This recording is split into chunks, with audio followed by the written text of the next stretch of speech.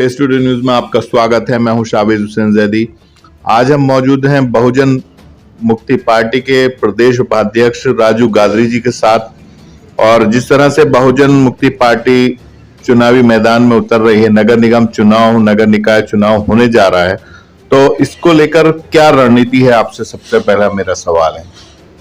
देखिए, आज की देश में आज का जो डेट है, समय है, वो देखते हुए आप लोगों के सब कुछ सामने है कि आज हमारे शहरों की क्या दुर्दशा हो रही है।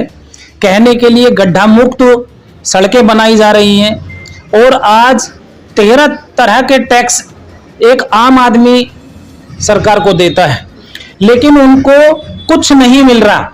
आज देश के विकास के नाम पर देश को बेचा जा रहा है। देश बल्कि बेचा जा रहा नहीं, बेच दिया गया है। और दोबारा से जैसे ईस्ट इंडिया कंपनी आई थी, इतिहास है गवाह, और ईस्ट इंडिया कंपनी ने पूरा देश को कमांड किया था। आज ऐसे ही कुछ षड्यंत्रकारी हमारे देश की जो सरकार चल रही है उसमें षड्यंत्र ऐसे रचे जा रहे हैं, ईस्ट इंडिया से भी खतरनाक। ईस्ट इंडिया कंपनी ने एक तरतीब अपनाई, लेकिन आज की डेट में कुछ पूंजीवादी लोगों ने ऐसा बना दिया देश को बिल्कुल खोखला। आज चारों ओर बेरोजगारी देख सकते हो, महंगाई का परचम देख सकते हो। महंगाई तो इस हिसाब से ही देख सकते हो कि आप जहां रह रहे हो, हाउस टैक्स कहीं 100 रुपए था तो आज 400 रुपए, यानी 4 गुना हाउस टैक्स कर दिया।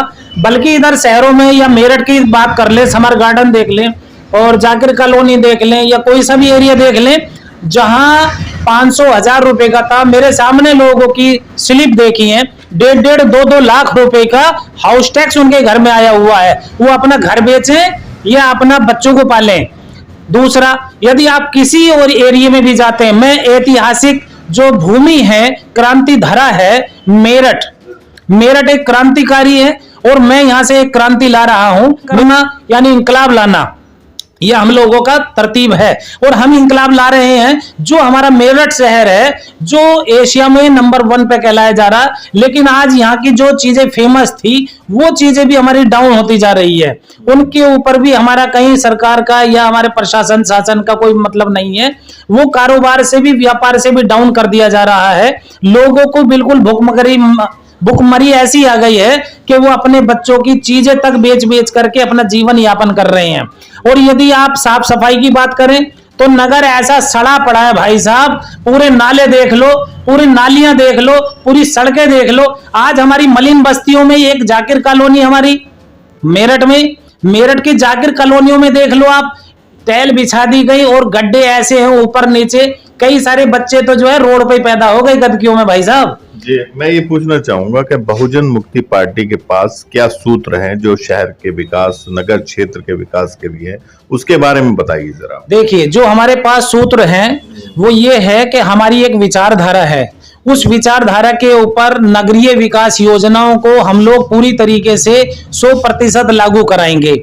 100% यदि कोई चीज हो जाती है, 100% में से 90% भी हो जाती है, 95 हो जाती है, 80 भी हो जाती है, वो 100% कहलाएगी। और विकास देखने को, तरक्की आपको 100% से भी ज्यादा दिखेगी।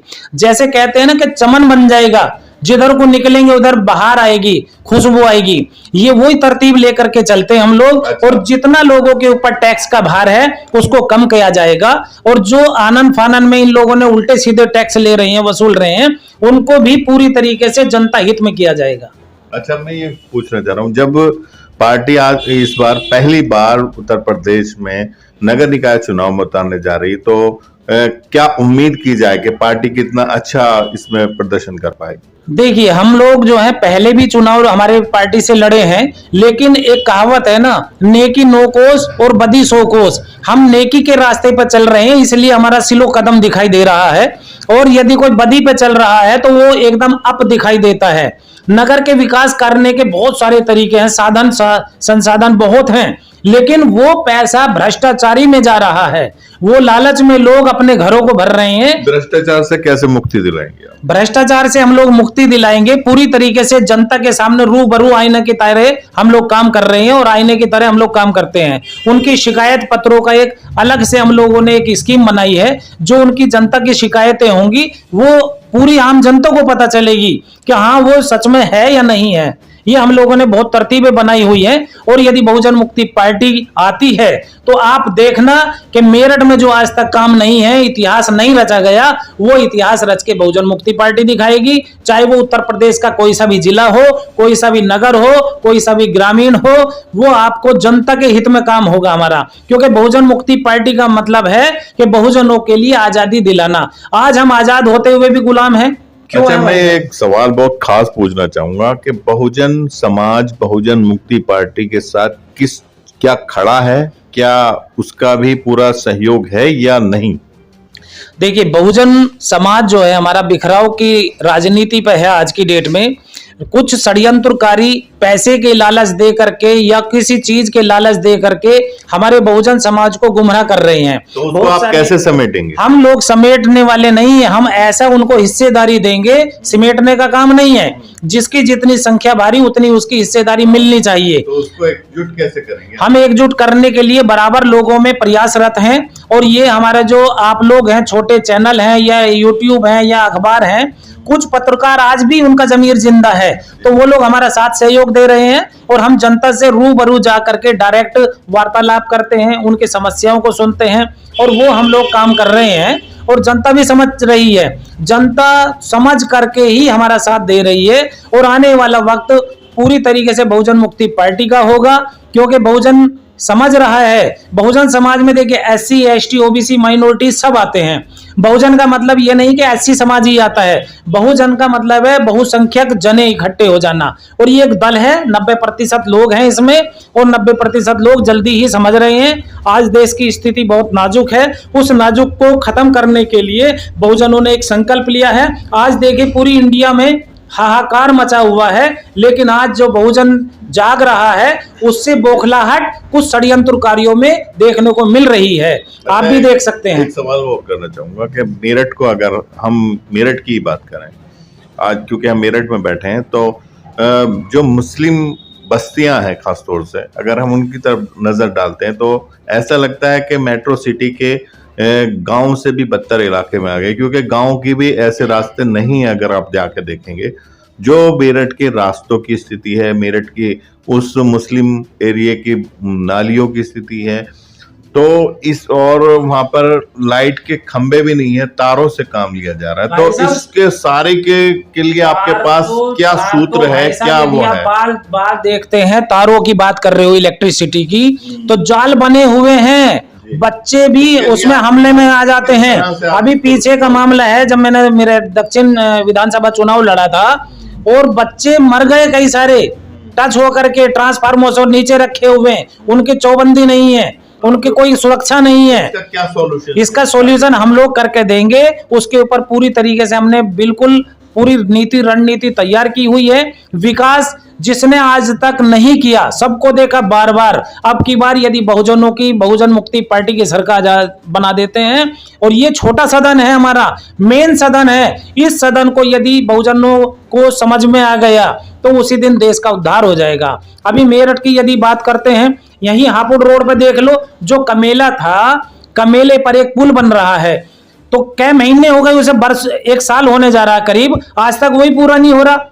क्यों नहीं हो रहा भाई साहब? क्योंकि हमारी जनता सो रही है, हम जनता को जगाने का काम कर रहे हैं, बराबर लड़ाई लड़ रहे हैं। आज यदि आप निकलते हैं कमेले वाले से, तो ना तो इनके नियम हैं कि इधर से कोई वाहन नहीं जाएगा या यहाँ से कुछ नहीं होगा, किसी को कोई इंडिकेट नहीं है, कौन कर्मचारी है, कौन यहाँ पर ठेकेदार है, कितना इसका बजट है, आप इसके बारे में कहीं लिखित में कोई चीज नहीं, इन्होंने ना कोई बोर्ड लगाया।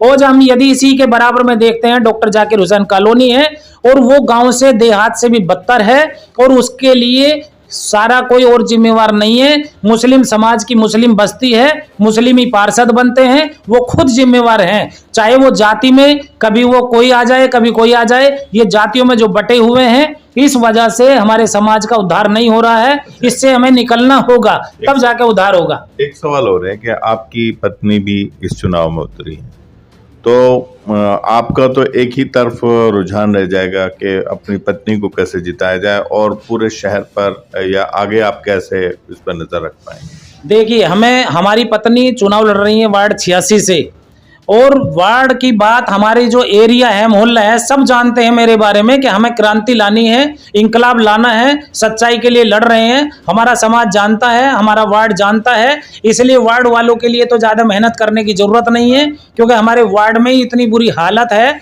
और कर दी गई है। और वो इतना कमीशन सब कुछ जगह बट रहा है, चाहे वो सैफी समाज का हो, चाहे वो मलिक समाज का हो, चाहे वो कसार समाज का हो, या कोई सा भी हो, सब जातियों में बट रहे हैं। हम लोग जातियों से ऊपर उठ करके काम करेंगे और कर रहे हैं, इसलिए हमें अपने ऊपर भरोसा है और हमारी पत्नी इंशाल्लाह बहुत अच्छी वोटों से जीतेंगी। हो सकता है निर्विरोध भी हो जाए, बातचीत चल रही है लोगों में, लेकिन आने वाला जो वक्त होगा यह आपका बहुजन मुक्ति पार्टी का होगा।